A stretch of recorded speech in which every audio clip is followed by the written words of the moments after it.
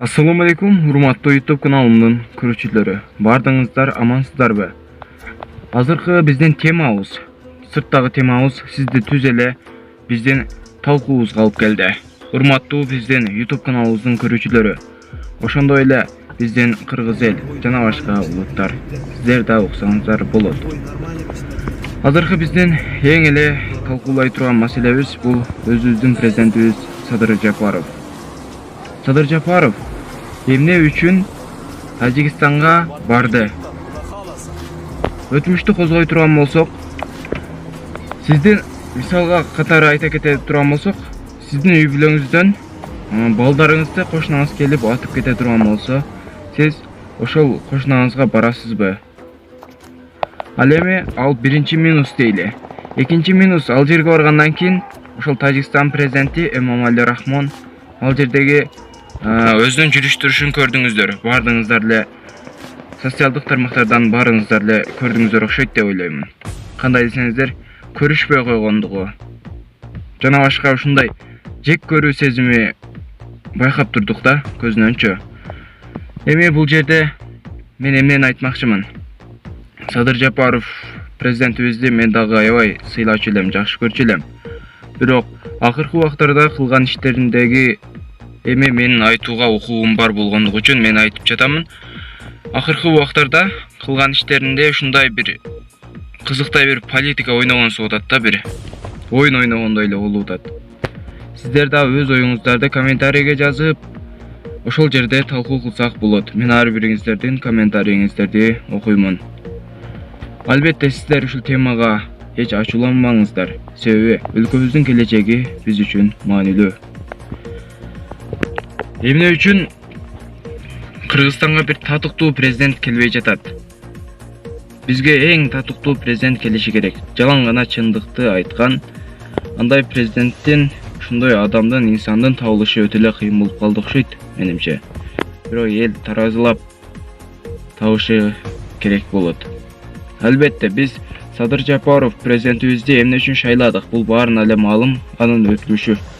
Анын болуп өткөн окуяларына эске алып ушундай шайладык. Туура. Урматтуу YouTube каналыбыздын көрүүчүлөрү. Азыр дагы ушундай политикалар жүрүп жаткандыгы баарыбызга эле маалым. Баарыңыздар эле ушул саясаттан бардыгыңыздардын кабарыңыздары бар. Түркия менен азыр мамиле болуп жатат. Түркиянын эмне көздөгөнү бар? Ушул да биз үчүн кызык. Кыргызстанды эмне өзүнө кошуп алгысы келеби? Жок, бул менин жөн гана жеке оюм. Мен кошуп алат деген ойду айтпай жатамын. Бирок кошуп алгысы келгендей эле сезилип жатат аларчы. Кошулуп, өздөрүнө кошуп алабы деген суроо мени дагы кызыктырат. Түркия бизге эмне үчүн жакын болуп жатат? Биргеликте турган мамлекетин түзөбүз деп атабы? Деги эле өлкөнү менин жеке оюм боюнча криминалдар башкарып калды. Кыргызстанды дагы ошондой эле болуп калды окшойт.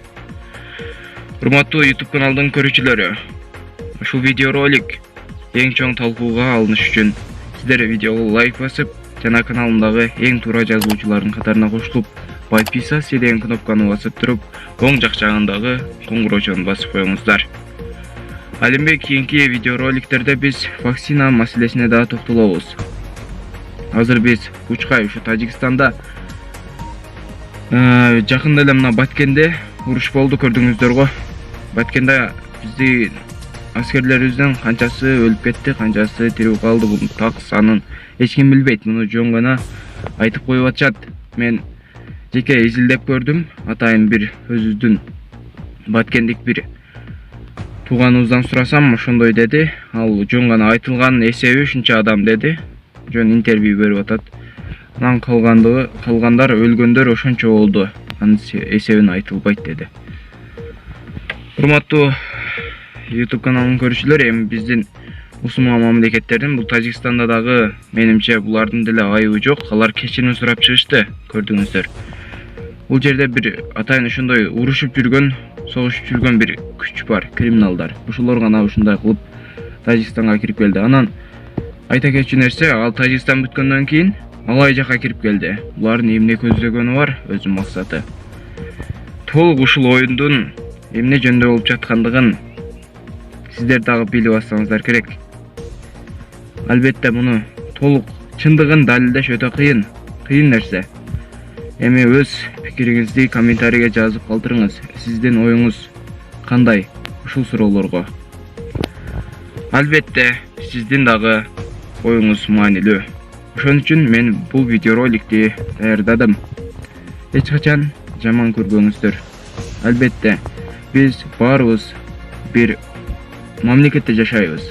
Ошон үчүн ар бирибиз үчүн ушул мамлекетибиздин кызыкчылыгы маанилүү.